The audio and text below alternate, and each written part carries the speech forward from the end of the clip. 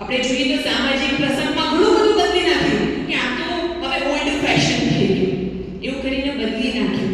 પણ જે નહોતું બદલવાનું બદલું ને બદલવાનું હતું તે નથી બદલ્યું. બદલવાનું હતું આપણા વિચારો, આપણા જે રિજિડ વિચારો છે ને એને બદલવાના હતા.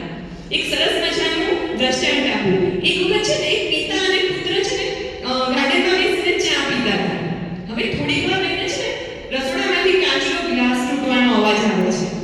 તો પિતા હોય છે ને દીકરાને કહે છે કે બેટા તારી ઘરવાળીથી તૂટ્યો હશે કે મારી ઘરવાળીથી? તો દીકરો કે મને તો ખબર નથી.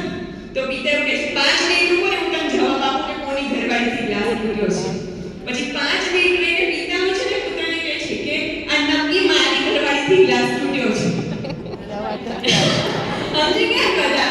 આનું મતલબ બોલે એટલે કહેવાનો મતલબ એ જ છે કે આ રિજિડતા પરંપરાગત ચાલતી આવે છે કે સાસુની કંઈક થાય ને એટલે અરે આ તો થઈ ગયું, કેટલું સહજ રીતે લઈ લઈએ. પણ બહુથી થાય તો કેટલું સંભળાઈ દઈએ, હે ને? આપણા દુઃખનું કારણ આ જ છે કે આપણે જ્યારે સાસ બહુ હોય ને ત્યારે આપણને ખબર છે કે કેટલી કષ્ટી નવા ઘરમાં આવવા પછી પડે છે. પણ જ્યારે સાસુ મળીએ ને ત્યારે આપણને યાદ આવી જાય કે સાસ બી હવે બહુ થઈ. ત્યારે આપણે એ નથી સમજતા કે જે તકલીફ અમને પડી છે અમારા ઘરમાં આવેલી પુત્રવધુને ન પડે તે માટે હું કાર્યશીલ થઉં. આજે જૂની રૂઢિવાદ છે ને તોડીને નવી પરંપરાને દાખલ કરું, એ મારા ઘરમાં આવેલી પુત્રવધુની હું કૌશલ્ય બનું. આજે બધાને સીતા જોઈએ છે પણ કૌશલ્ય કોઈને નથી બનવું. બધાને પત્ની તરીકે સીતા જોઈએ છે પણ રામ કોઈને નથી બનવું. તમે રામ બનો તો જ સીતા મળશે, બાકી સીતા મળશે ને રાવણ હશો તો સીતા આપને ખાલી જશે. અને સાધન છે આપણે જે જોઈએ છે તો સામે આપણે પણ એવું બનવું પડશે. એક વખત તમે એની દીકરી બનાવીને તો જુઓ, એ તમારી સીતા બનશે, તમને કૌશલ્ય માનશે. પણ આ મૂલ્ય આપણે નથી બદલતા. આપણે એવું છે કે જે અમે ઈચ્છીએ મને આપણે જોઈએ છે સારું, પણ સામે આપણે સારું આપતા નથી. એક એક્ઝામ્પલ આપું કે એક વખત છે ને એક સાધારણ પરિસ્થિતિ ધરાવતો ભરવાડ એ શહેરમાં જાય, એક કરિયાણાના સ્ટોલ પર એ દૂધ અને દહીં વેચે, અને દૂધ અને દહીં વેચે ને એના જ વજનનું એને જોઈતો સામાન ત્યાંથી ખરીદે. હવે એક દિવસ એ જે દુકાનદાર હોય છે તેને એવું થાય છે કે આ જે ભરવાડ છે ને એ વજન જેટલું હું આપું છું એટલું સામે આપે છે કે નહીં, કિલોની સામે કિલો આપે છે કે નહીં, એટલે એનો ટેસ્ટ લે છે. હવે વજન કરે છે તો ખબર પડે છે કે દહીં જે હોય છે ને કિલોના વજન કરતાં ઓછું હોય છે. એટલે એ જે ભરવાડ હોય છે ને બહુ જ ખરાબ શબ્દ વાપરે છે કે મેં તારા પર વિશ્વાસ રાખ્યો તો અને તે મારો વિશ્વાસ તોડી નાખ્યો, કિલો કરતાં ઓછું દહીં આપે છે. ત્યારે ભરવાડ કહે છે કે સાહેબ હું એટલો ગરીબ છું ને કે મારી પાસે ત્રાજવામાં મૂકવા માટે વજનીય હોય ને એ પણ નથી. મને તમારી પાસે કિલોના વજનની જે વસ્તુ લઈ જઉં છું ને એ એક બાજુના પલ્લામાં મૂકું છું ને એના વજનનું દહીં ને દૂધ હું ભરું છું. ખરેખર હકીકત આ છે, આપણે જોઈએ છે પૂરું પણ આપવું નથી. પછી વસ્તુ હોય, પ્રેમ હોય કે સન્માન હોય. અને માટે જ કહેવાય છે કે ઇન્વેસ્ટમેન્ટ એ ત્યાં કરો જ્યાંથી આપણને વળતર મળે. પછી એ પ્રેમ હોય, પૈસા હોય કે લાગણી હોય. આપણે દુઃખી એટલે થઈએ છીએ કે એ વ્યક્તિને આપણે બદલવાની કોશિશ કરીએ છીએ કે જે જીવનમાં ક્યારેય બદલવાની જ નથી.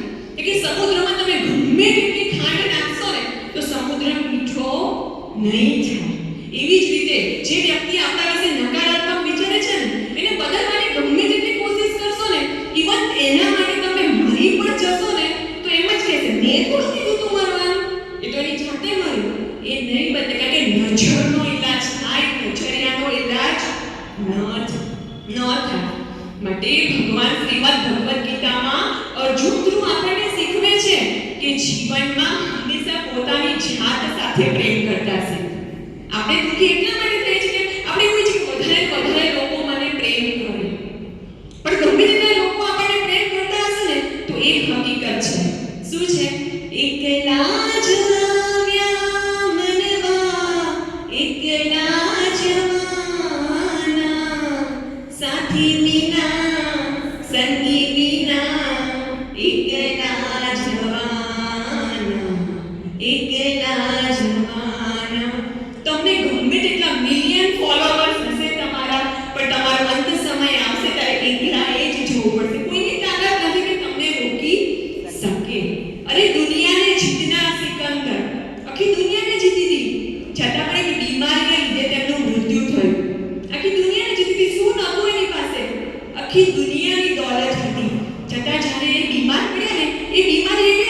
કોઈ ડોક્ટર પાસે ઈલાજ નહોતો.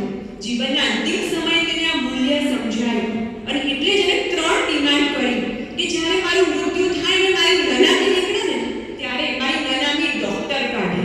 એ સંદેશ લોકોને આપવા માંગતા હતા કે તમે ગમે તેટલા ધનિક વ્યક્તિ હશો પણ કોઈ ડોક્ટર પાસે જે બીમારીનો ઈલાજ નહીં શોધાયો હોય ને એ બીમારી તમારી દૂર નહીં કરી શકે. આ સંદેશ લોકોને આપવો હતો. બીજી ઈચ્છા વ્યક્ત કરી કે હું જે રસ્તા પર મારી નનામી ચાલે ને એ રસ્તા પર સોનું અને ચાંદી જે મેં જીત્યું છે ને એ પાછળ જો, જેથી કરીને દુનિયાને સંદેશ આપી શકું કે દુનિયાભરનું સોનું ચાંદી તમારી પાસે છે છતાં તમારો જીવ બચાવવા તમે સક્ષમ નથી.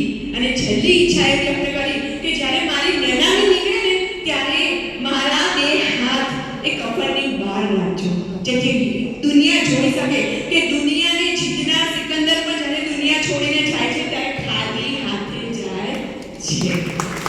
પ્રકૃતિ આપણને દરેક વસ્તુ સૂચવે છે. આપણે જ્યારે બાળક જન્મ લે બાળક લઈ મુઠ્ઠી બાંધેલો જ હોય છે. તમે જોયું હોય ના જોયું તો જોજો, મુઠ્ઠી બંધ જ હોય અને જ્યારે મૃત્યુ પામે ત્યારે આમ હોય. આ શું સૂચવે છે કે જ્યારે બાળકને ભગવાન ધરતી પર મોકલે છે ને ત્યારે એવું કહે છે કે જા બેટા તારા સપનાઓ પ્રેમને લઈને જા ધરતી પર અને નીચે જઈને મુઠ્ઠીને ખોલજે. આ પ્રેમને દુનિયાને વેચી છે, તારા સપનાને જીવજે. અને અંત સમયે હાથ આમરે છે સૂચવે છે કે જ્યારે તું આ દુનિયામાંથી જઈશ ને ત્યારે ખાલી હાથે જ જવાનું છે. માટે મારું ન કરીશ, હે ને? ભગવાન આ સૂચવે છે કે ગમે તેટલું મારું કરીશ તો આપણે બધું અહીંયા જ મૂકીને જવાનું છે. કારણ કે જે ભોગવે છે અહીંયા જ ભોગવે છે અને જે મૂકીને જવાનું છે અહીંયા જ મૂકીને જવાનું છે. એટલે જ ભગવાન કહે છે કે આ ઘર નથી તમારું, મહેમાન છો પ્રભુના, કરશો ન મારું મહેમાન છો પ્રભુના. હે ને? આપણું ઘર બનાવવા માટે આપણે આર્કિટેક્ટને આપી દઈએ, પછી ઘર મસ્ત બની ગયું અને આર્કિટેક્ટ કે હવે આ ઘર તો હું જ રાખીશ, મને તો બહુ ગમી ગયું, તો આપણે આપીએ ના આપીએ? કારણ કે એ જમીનની માલિકી આપણી છે. એક્ઝેક્ટલી એ જ રીતે આ જે પૃથ્વી પર આપણે આવીએ છીએ ત્યારે આ જમીન આખી એની જ છે. આપણે ઘર બાંધીએ છીએ એટલે આપણે એના માલિક બની જતા નથી. દુઃખનું કારણ એ છે, આપણા દુઃખનું કારણ એ છે કે આપણે માનીને બેસીએ છીએ કે આ મારું જ છે. જ્યારે આપણે ખબર છે કે વનવાસ દરમિયાન મહાભારતના યુદ્ધ પહેલા વનવાસ થયો હતો પાંડવોને, ત્યારે યક્ષ રાજા અને યુધિષ્ઠિરનો સંવાદ થાય છે. ત્યારે યક્ષ રાજા યુધિષ્ઠિરને પૂછે છે કે મનુષ્ય જીવનની એવી અચરજ પમાડે એવી વાત કઈ છે? ત્યારે યુધિષ્ઠિર કહે છે કે મનુષ્ય રોજ લાખો મનુષ્ય જન્મે છે, લાખો મનુષ્ય મૃત્યુ પામે છે. જે આ સંસારમાં આવે છે અને સંસારમાંથી જવાનું જ છે, છતાં પણ મનુષ્ય સંસારમાં એવી રીતે જીવે છે જાણે તે અમર છે. અને આ જ આશ્ચર્ય પમાડનારી વસ્તુ છે. અને એટલે જ આપણે દુઃખી થઈ છીએ, કારણ કે આપણે એવું જ માનીએ છીએ કે અમે અહીંયા જ રહેવાના છે. જાણે ઉપરથી આપણે ભગવાન સાથે કોન્ટ્રાક્ટ કરીને આવ્યા હોય કે અમે આ જીવન અહીંયા જ રહેવાના હોય. આપણું જીવન ક્યારે પૂરું થઈ જશે ને એ આપણને કાંઈ ખબર નથી. ભગવાન આપણને એ જ કહે છે શ્રીમદ ભગવદ ગીતામાં કે જે જિંદગી છે ને આજમાં છે. હું કાલે કરીશ, મારું કામ કાલે કરીશ, મારા સપનાને કાલે જીવીશ. તો કાલ કેવી થશે કોને ખબર છે? હે? કાલે શું થવાનું છે આપણને કોઈને નથી ખબર. એટલે જ કહેવાય છે કે કાચી રે માટીનું કોળિયું અખાયા, લબકી ઝબકીને બુઝાવાનું રે. જાનકીનો નાથ પણ જાણી શક્યો નહીં, કાલે સવારે શું થવાનું. અરે જાનકીના નાથને નથી ખબર કે કાલે શું થવાનું છે. થવાનું રાજ્યાભિષેક હતો ને જવું પડ્યું વનમાં. તો આપણને શું ખબર કે કાલે આપણે ઉઠી શકીશું કે નહીં? હે? ક્યારે આપણી માળા પર કાલે આપણો ફોટો દિવાલ પર ટેંગી જશે ને તેના પર માળા લાગી જશે, આપણને કંઈ ખબર પડશે નહીં. માટે રોજ સવારમાં ઉઠીએ ને તો ભગવાનનો આભાર માનવાનો, ભગવાનને કહેવાનું કે ભગવાન મને નવો દિવસ આપવા બદલ તમારો ખૂબ ખૂબ આભાર. અને જીવન કેવી રીતે જીવવાનું કે આજે મારો છેલ્લો દિવસ છે એવી જ રીતે જીવવાનું. અને એ રીતે